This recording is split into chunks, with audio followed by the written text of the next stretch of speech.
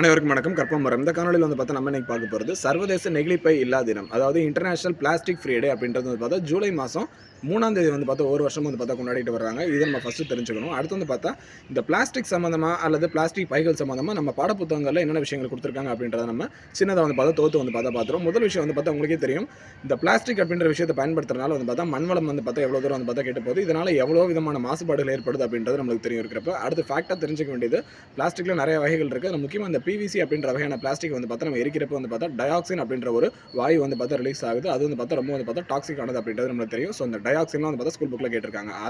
அது மட்டும் இல்லாமல் தமிழக அரசாங்கம் வந்து பார்த்தா அந்த ஒரு முறை மட்டுமே பயன்படுத்தக்கூடிய பிளாஸ்டிக் வந்து பார்த்தா ஜனவரி 1, 2019 வந்து பார்த்தா பேன் பண்ணாங்க. இதுவும் எக்ஸாம் பாயிண்ட் ஆஃப் வியூ வந்து பார்த்தா நம்மளுக்கு கேட்டிருக்காங்க. அடுத்து இன்னொரு விஷயம் வந்து பார்த்தா நீங்கள் சொல்லுங்க இருக்கிறப்ப கமெண்ட்டில் மீண்டும் மஞ்சப்பை அப்படின்ற திட்டத்தை வந்து பார்த்தா தமிழ்நாடு அரசாங்கம் வந்து பார்த்தா கொண்டு வந்தாங்க. அது எந்த தேதியில் எந்த வருஷம் வந்து பார்த்தா கொண்டு வந்தாங்க அப்படின்றத நம்ம தெரிஞ்சுக்கணும். இது மட்டும் இல்லாமல் மைக்ரோ பிளாஸ்டிக்னா என்ன ஸ்கூல் புக்கில் கொடுத்துருக்காங்க. ஏன்னா அந்த மைக்ரோ பிளாஸ்டிக் தான் வந்து பார்த்தா இன்றைக்கி வந்து பார்த்தா நம்மளுக்கு முக்கியமாக வந்து பார்த்தா கடலில் வந்து பார்த்தா சேர்ந்துருக்கு அப்படின்றாங்க. இருக்கிறப்ப வந்து இந்த பிளாஸ்டிக் பற்றின விழிப்புணர்வு ஒவ்வொரு தனி மனிதர்கள்ட்டுமே வர இருக்கிறப்ப அதனால தான் பள்ளி பாடப்புத்தகத்தில் வந்து பார்த்தா கொடுத்துருக்காங்க. முக்கியமாக ரெசின் கோட்லாம் வந்து பார்த்தா கொடுத்துருக்காங்க. இருக்கிறப்ப இன்றைக்கி நம்ம பால் பாக்கெட்டில் ஆரம்பிச்சு நார்மலாக ஒரு வாட்டர் பாட்டில் யூஸ் பண்ணினாலும் கூட ஒரு ட்ரையாங்கிள் சிம்பிள் மாதிரி போட்டு அதில் ரெசின் கோட் வந்து பார்த்தா கொடுத்துருப்பாங்க. அந்த ரெசின் கோடுக்கான விளக்கமும் வந்து பார்த்தா நம்ம ஸ்கூல் புக்கில் வந்து பார்த்தா கொடுத்துருக்காங்க.